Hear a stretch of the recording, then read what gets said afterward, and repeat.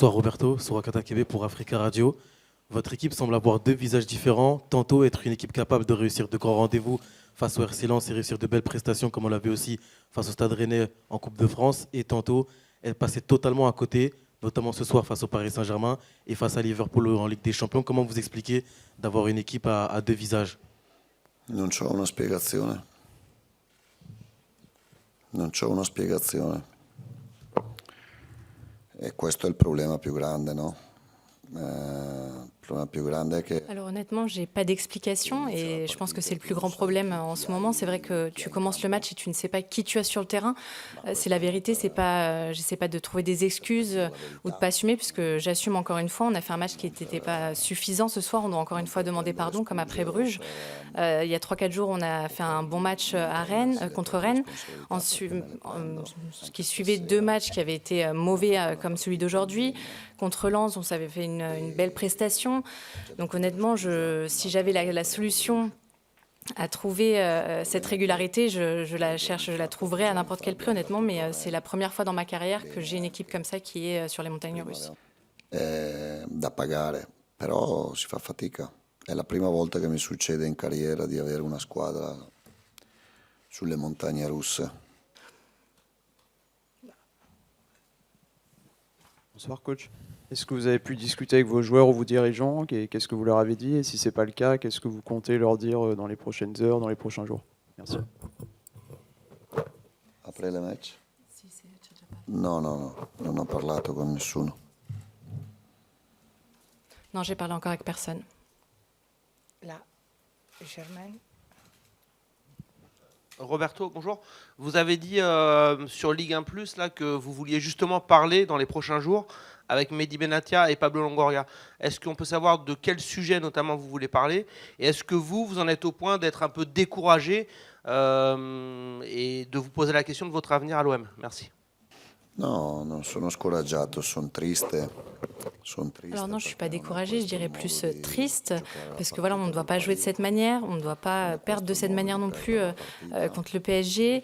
Après, en ce qui concerne les discussions, honnêtement, on parle toujours avec les dirigeants, que ce soit après une défaite, après une victoire. Voilà, on parle des solutions à trouver, donc ce sera les mêmes discussions qu'on peut avoir après Bruges, Lens, Rennes. Giovanni Castelli, la chaîne L'Équipe, le côté montagne russe dont vous parliez avec votre équipe, est-ce que vous estimez que c'est dû à un manque de stabilité, peut-être dans les choix, peut-être dans l'effectif? Il y a des mouvements permanents. Est-ce que vous pensez que c'est ça qui vous pénalise aujourd'hui? Merci.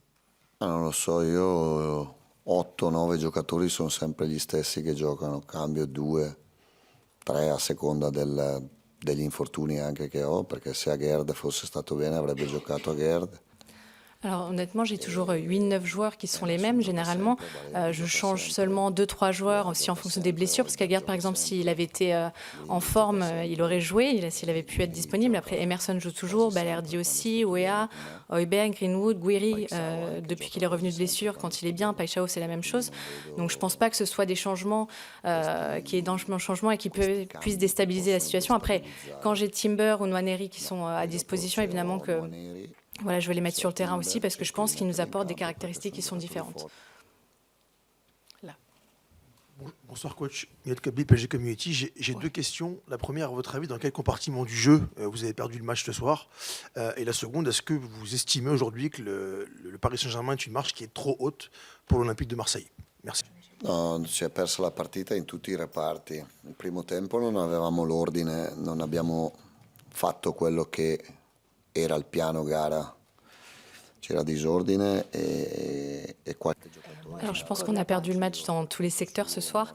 On a manqué d'ordre, on n'a pas suivi le plan de jeu qui était donné au début. Il y a des joueurs qui sont un peu éparpillés, qui ne respectaient pas ce plan qui était clair. Et en ce qui concerne le PSG, on sait qu'ils sont trop forts, mais après il y a façon de perdre et façon de perdre.